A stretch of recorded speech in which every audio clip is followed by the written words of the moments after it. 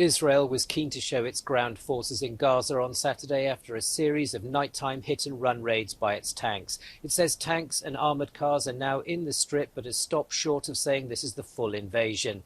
Overnight strikes knocked out telecommunications across Gaza. Israel's Air Force has been targeting Hamas tunnels and bunkers.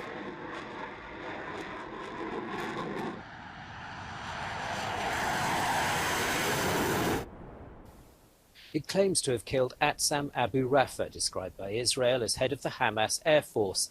They say he'd been directing drones and paragliders against Israeli forces. Israel says 1,400 people were killed in the Hamas attack on October the 7th. In Gaza, the Hamas-run health ministry says the death toll among Palestinians has surpassed 7,700, claiming 60% are women and children. After 3 weeks of Israeli military bombardment, the streets of Gaza City are littered with rubble and garbage. People line up for hours to buy shrinking supplies of bread and fresh water. Israel is stepping up its offensive against Hamas despite international calls for an immediate ceasefire. In northern Gaza, the military bombed hundreds of residential buildings and a mosque near Al-Shati refugee camp early Friday. Top EU official Joseph Borrell posted on social media that Gaza was in a complete blackout and isolation.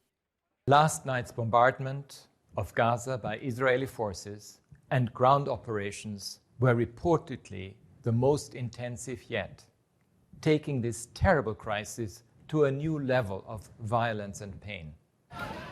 Meanwhile, Palestinians displaced by the Israel-Hamas conflict have stormed a UN food supply centre in the southern Gaza Strip. The UN has repeatedly warned of a looming humanitarian disaster in the besieged territory. A sea of people flood the streets of central London, waving Palestinian flags and calling for an end to the conflict in Gaza. The Palestinian Health Ministry says more than 7,700 civilians have been killed in the 3 weeks since Hamas attacked Israel. In Paris, protesters defied a government ban on pro-Palestinian demonstrations. French authorities have cited security concerns.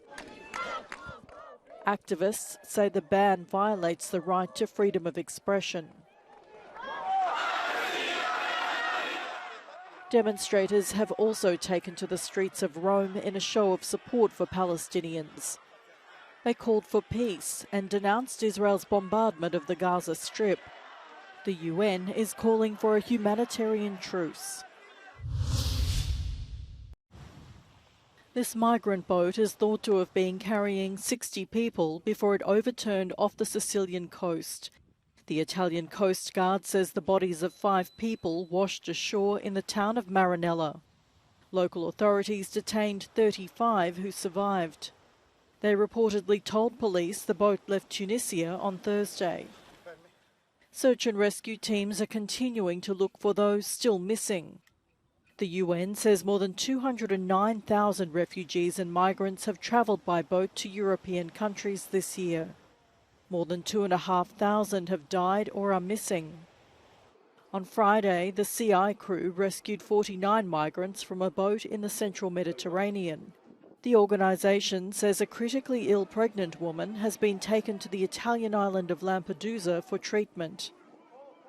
The crew recovered the bodies of 4 people. The Canadian-American actor and star of Friends, Matthew Perry, has died. He was 54. Perry was reportedly found dead at his Los Angeles home. The police say they're not treating his death as suspicious. NBC, which aired all 10 seasons of Friends, said in a statement, he brought so much joy to hundreds of millions of people around the world with his pitch-perfect comedic timing and dry wit. His legacy will live on through countless generations.